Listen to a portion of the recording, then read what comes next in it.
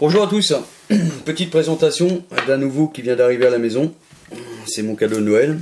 Et oui, j'étais très sage cette année. C'est ce pistolet. Alors, beaucoup l'ont reconnu peut-être, d'autres pas. C'est le Manurin sous licence Walther, le PP en calibre 7,65. Donc je passerai sur l'histoire de Walther, sauf que le PP est né lui en 1929 en Allemagne, et donc le PP c'est le pistolet de la police, pistolet police. En 1936, Walther réitère une fabrication avec le PPK, qui est le pistolet de la police criminelle, et toujours pour la police allemande. Je passerai sur les années noires en France sous l'occupation, où que tous les officiers allemands, que ce soit Gestapo, SS et Troisième Reich, possédaient ce genre de petits pistolets. Et puis ensuite, Manurin, donc la manufacture d'armes de Mulhouse, dans le Haut-Rhin, a décroché un contrat sous licence Walther pour la fabrication de PP et de PPK. Donc le calibre 7,65, pour ceux qui ne connaissent pas, je vous présente une balle de 9 mm.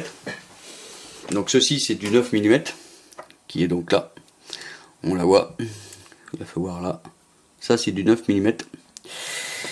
Voilà, et voici le 7,65 qui est plus petit. Donc voilà le 7,65.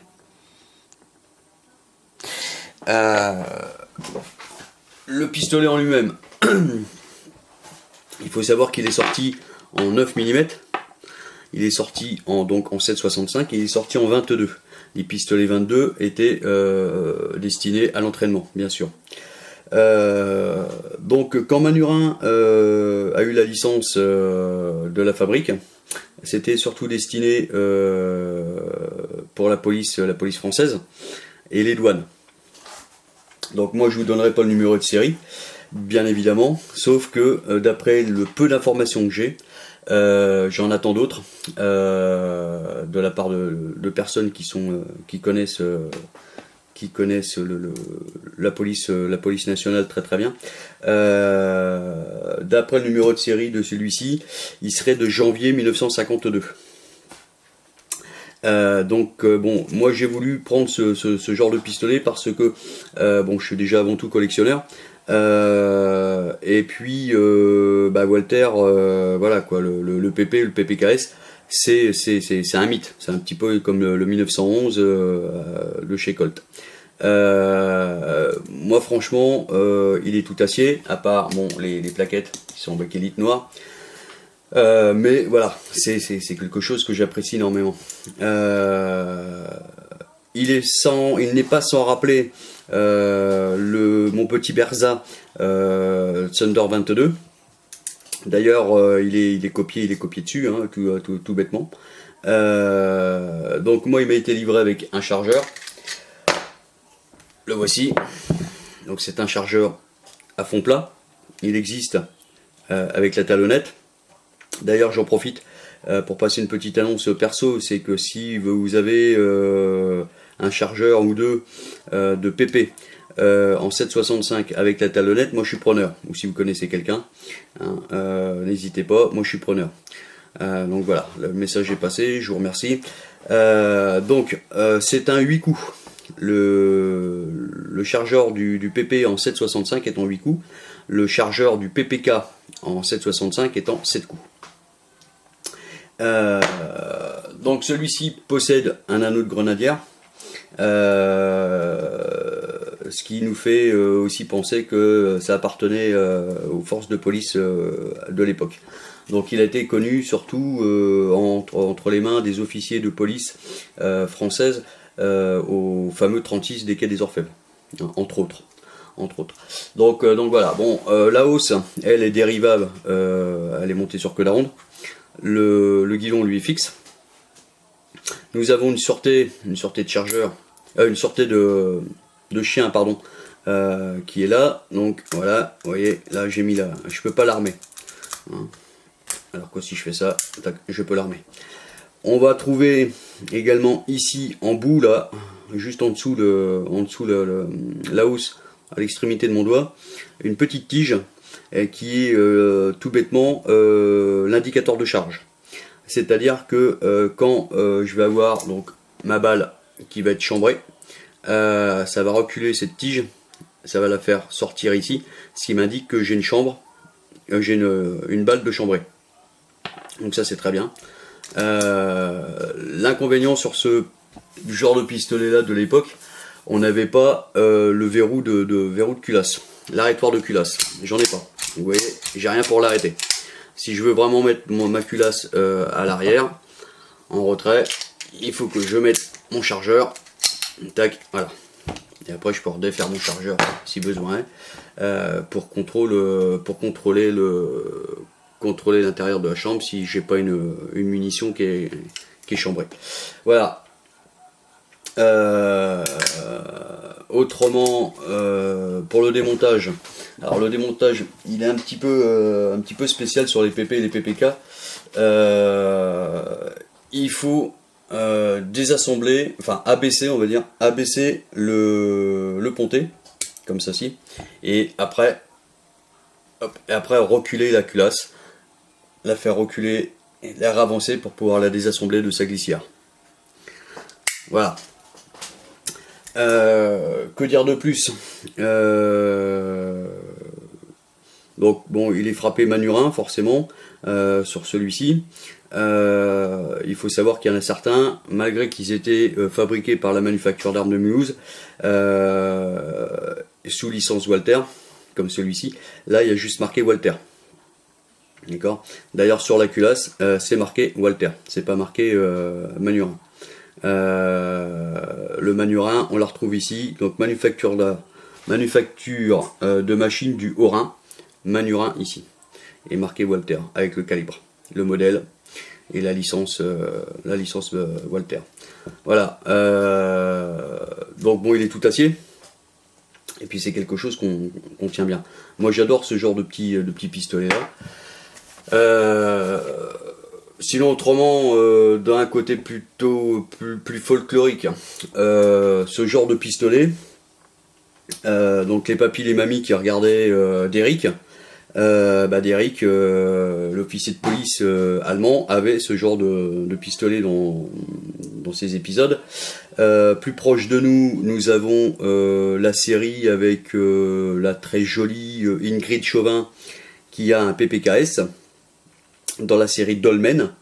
Et puis nous avons notre commissaire national, une très belle rousse, pardon, commissaire Lescaut, qui a un PPK aussi. Voilà. Bon, ça c'est juste pour le côté cinéma, enfin le côté télévision. Le côté cinéma, bon, PPK pour les inconditionnels de l'agent secret 007 au service de Sa Majesté. Son arme de prédilection, c'est le PPK. Donc c'est à peu près ce modèle là. Donc la différence, c'est que le PP est un peu plus grand, est un peu plus long par rapport au PPKS. Le PPKS est un tout petit peu plus petit. Voilà. Alors moi je me suis équipé parce que j'aime bien savoir beaucoup de choses sur les armes que je possède.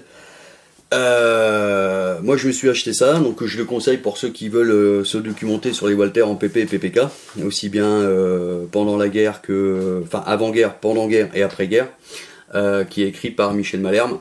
Moi je me suis fait offert ce bouquin. Il est franchement bourré d'informations, d'annotations, de petites anecdotes, et puis de côté technique, côté information, c'est très bien. Hein, donc bon voilà. Et puis on retrouve un petit peu à la fin donc les cousins. Hein, donc voilà, Bersat, Thunderbird 2 comme je disais. Hein, et puis l'autre. Hein, et puis l'autre. Donc voilà. À savoir aussi que bon, on a des PPKS L, je crois, qui sont fabriqués maintenant par Smith & Wesson aux États-Unis. Moi j'ai préféré d'en prendre un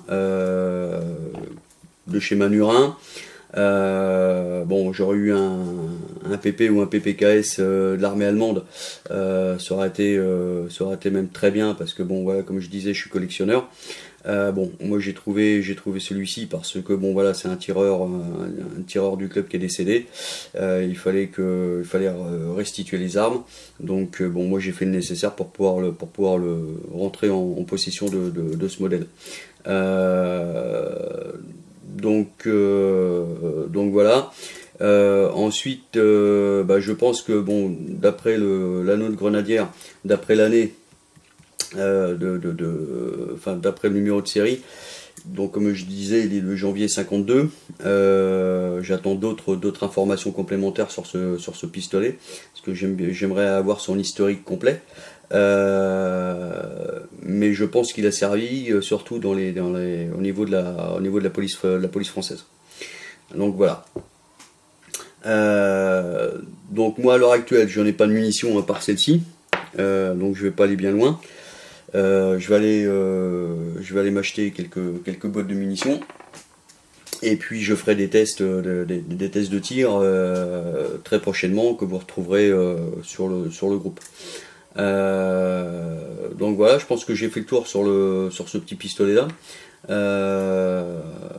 Si vous avez des suggestions, des idées, des conseils ou des questions que je puisse apporter une réponse, surtout, n'hésitez pas. Mais franchement, pour ceux qui hésitent, le petit PP, c'est un petit calibre, enfin le PP, le PPK en 7,65, c'est un petit calibre qui va très très bien, qui est précis. Par contre, c'est sûr que bon, c'est pas non plus du 9 mm ou du 45 ACP pour faire du match. D'accord, ça reste précis à 15-20 mètres. Hein, bon, moi je vais l'essayer à 25 mètres, et puis je l'essaierai certainement à courte distance. Vous verrez ça très très prochainement sur votre groupe. Donc voilà, donc il est tout acier, les plaquettes c'est de la bakélite. Ça m'ennuierait de le dénaturer, mais je pense que je vais m'offrir une paire de plaquettes en bois, il sera plus joli, mais ça m'ennuie parce que comme je dis, ça va dénaturer le pistolet, et j'aime pas du tout ça, dénaturer mes armes. Voilà.